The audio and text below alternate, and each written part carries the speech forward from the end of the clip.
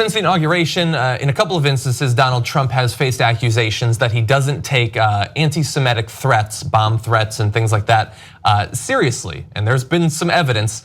And in responding to that, it's led to statements by Donald Trump like this. So here's the story, folks. Number one, I am the least anti-Semitic person that you've ever seen in your entire life. That should be the end of the discussion, but we're gonna have one anyway. So not just that you know, that you've seen. Yeah. Right. That you've seen. Like on television, because most people don't know Donald Trump. So anyway, that's true. Yeah, I mean, so he is less anti-Semitic than like Benjamin Netanyahu, who I've also seen. I've seen him. I've seen him. Right. Yes, exactly. Eli Wiesel. Right, Eli, Holocaust survivor. Yeah, but kind of hated Jews. Yeah. Oh, is that right? Yeah, yeah. Which, by the way, that was I must have missed a couple the chapters. whole Holocaust hunting was designed to just throw you off. Oh, I see. Wow, it was really worked on me. Yeah, you're gullible. Just logically from his statement, it's really sad to say, but Jared and Ivanka more anti-Semitic than Donald Trump. I've seen them. Oh, that's right. That's terrible. Oh, Melania is more anti-Semitic. Anyway. By the way, I literally thought you said, the reason why I hesitated on that is I thought you said Jared and Ivanka. And I was like, God damn, I hate it. That's their celebrity name. I'm too out of it. I don't know who this Jared and Ivanka is. I didn't read the paper enough today. Yeah. I'm looking, I have a Jared and Ivanka. Who is that? Anyway, here's why we're returning this though, because once again, he's opening himself up to these sorts of accusations.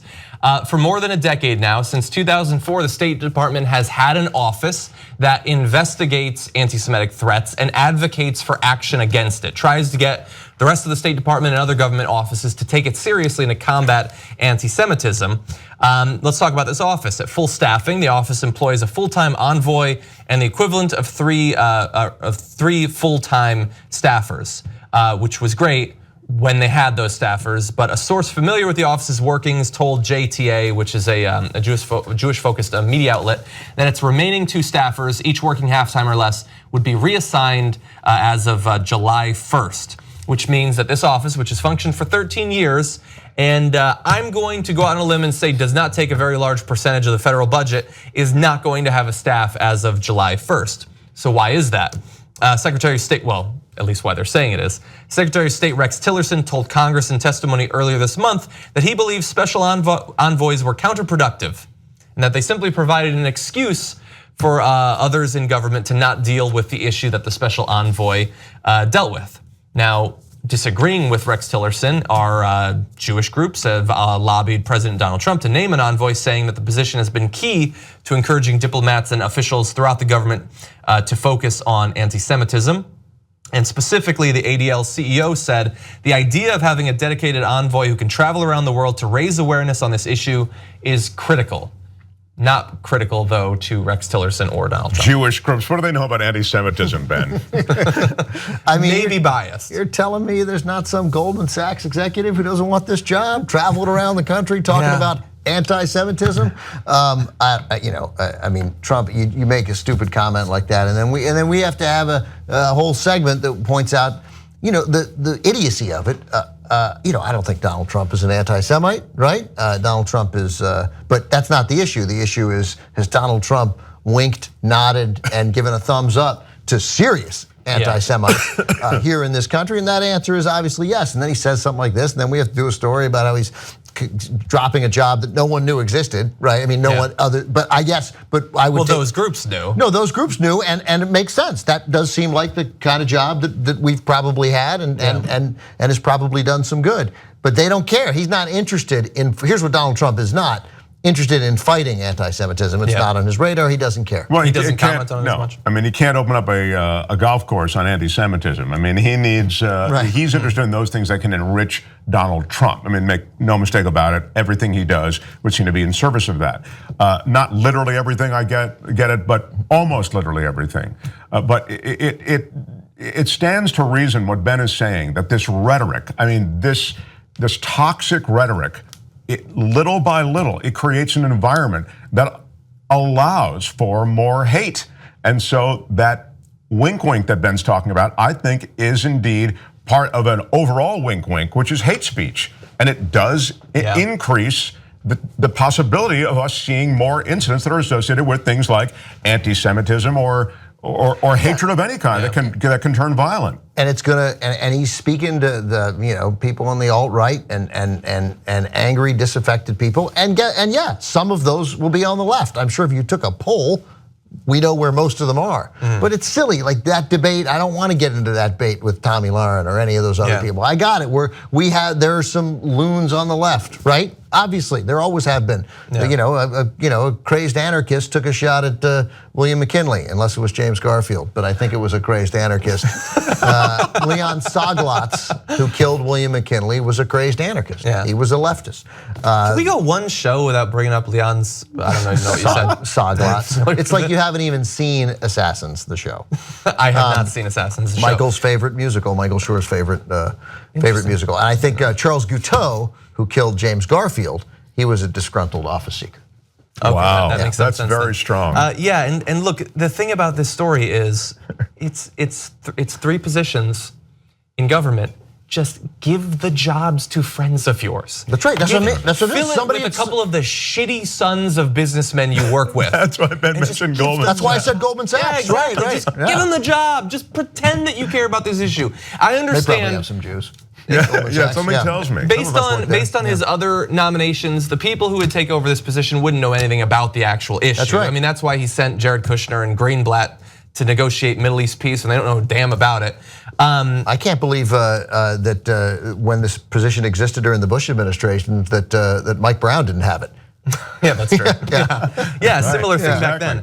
But the reason that I wanted to make sure that we cover this is a sort of issue which is a little bit smaller, but very specific, and often people don't have time. There's such big issues that they have to talk about, but it's the sort of issue that we can't allow to slip by. So today this happened. Also, another one of the groups, we don't have time to do a full story, but another one of the groups that was set up under Obama to fight right-wing extremism has been defunded as of this week. They just shut it down. And this is after a report comes out that confirms what we already know, that the vast majority of violent extremists in the country are right-wingers. They just defunded another group, man. And it's not going to be front page news or anything, but it matters. And it matters to them. They hear it. They know it. That word, whatever those stupid websites are, they're dangerous websites. I'm not just trying to diminish them by saying they're stupid, but that I'm sure. What is it? 4chan. That's the thing, right? 4chan. Yeah. Right. 4chan's a diverse thing, but it does have a section. But there's whatever the sections in that appeal to those guys. I know the internet. Where do we work? You're a Redditor, right? Sure, of course. AMA stands for Ask Me Anything, John. That's true. Believe me, the word gets out. Like again, you're right. That story's going to get missed by the overwhelm, but they'll be like, "Oh, I defunded another office that was whose sole purpose was to investigate us." That's true. And finally, I'll just say, I know that on the right, continually they love to poo-poo these concerns over anti-Semitism, even though there was a synagogue shot up literally this year. There was so many bomb threats made against those communities, which even if not a single bomb goes off, imagine what the people who go to those Jewish community centers must feel like, knowing that they're being potentially targeted. And also a report came out in April showing that actual anti-Semitic violence was up, I believe, 40 to 45% year over year.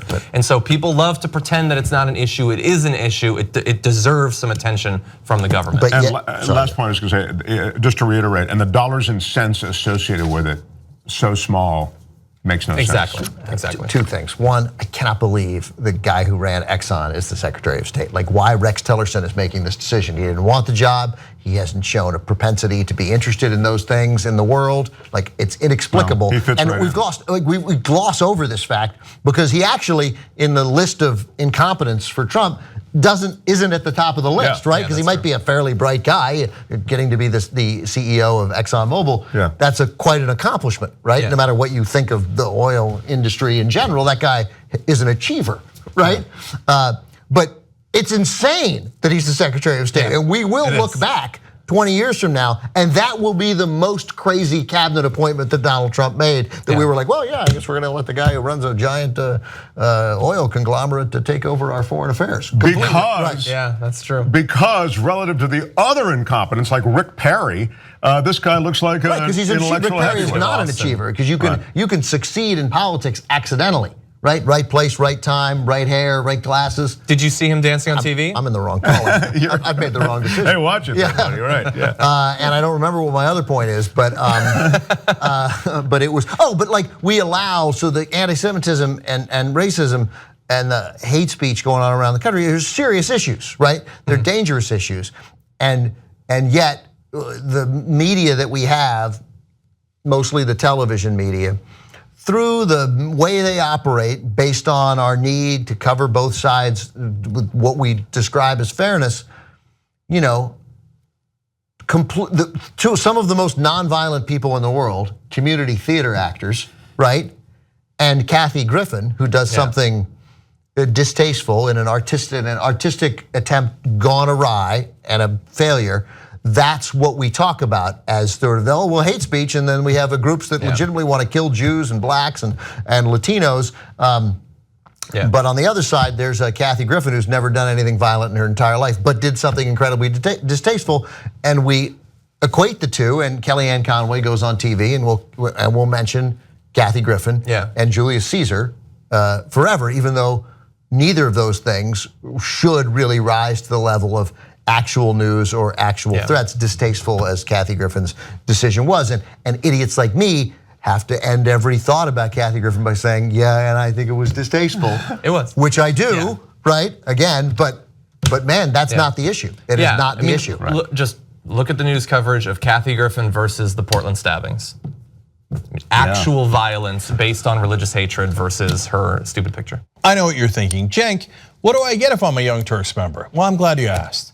Not only do you get the whole 2-hour show on demand anytime you want, ad-free, but you get 6 podcasts on top. What are they? Join up, find out, they're amazing. You're gonna love these shows. TYTnetwork.com/join.